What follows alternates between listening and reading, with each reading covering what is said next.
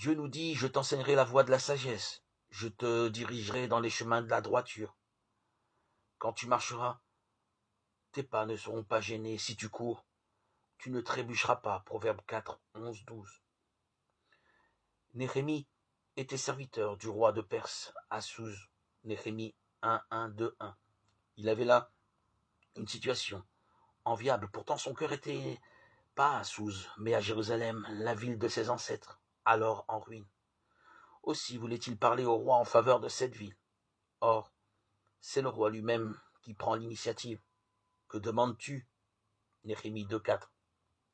Avant de répondre, Néhémie adresse à Dieu une prière urgente et spontanée, une prière flèche. Et le roi répond favorablement à son serviteur. Parfois, nous devons donner une réponse en urgence, sans avoir eu la possibilité de rechercher la volonté de Dieu. Que faire alors?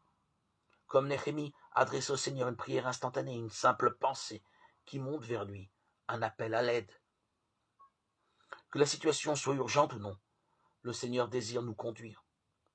Si nous devons donner une réponse rapide, l'Esprit de Dieu agira en nous très vite.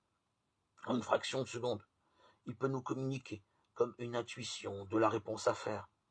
Il peut aussi mettre à notre mémoire un verset de la Bible adapté à la situation.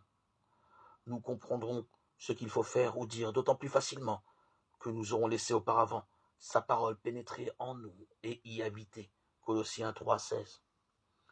En toute situation, et même si nous ne percevons pas ce que nous devons répondre, l'important est de rester paisible et confiant. Le Seigneur nous conduira alors, peut-être malgré nous et en dépit de notre faiblesse, dans son chemin.